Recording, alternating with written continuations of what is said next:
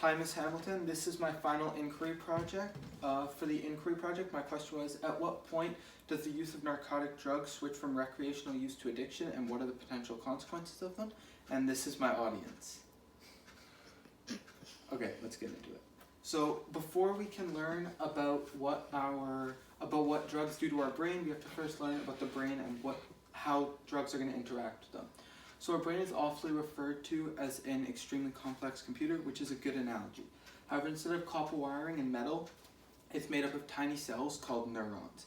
These neurons control all our thoughts, our actions, everything we do, anything we've ever thought or felt is through your brain and the neurons in it. I like to use the reference of our brain's reward system to a kid in a candy shop. So when a kid walks into a candy shop, no matter what's happened before or what's going to happen later that day or how bad of a mood he's in, he's happy because he's in a candy shop. This is similar to the way the brain's reward system works.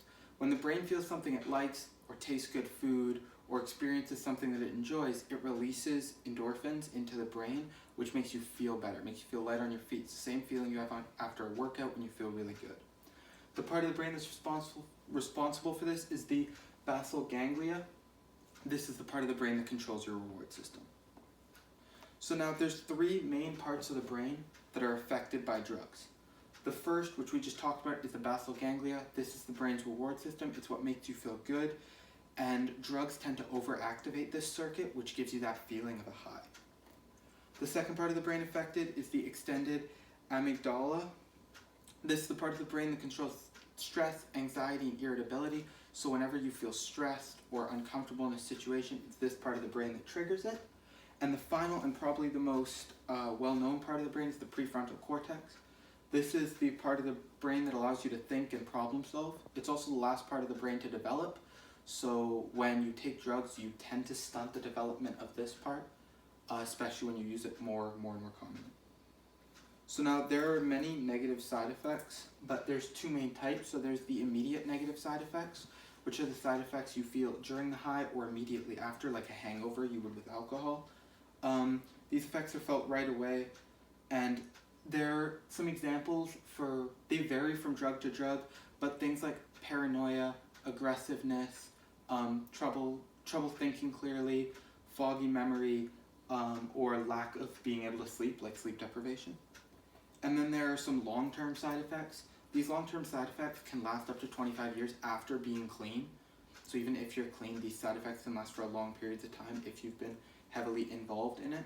So some examples are health complications like liver failure, problem digesting foods, or struggles with your heart.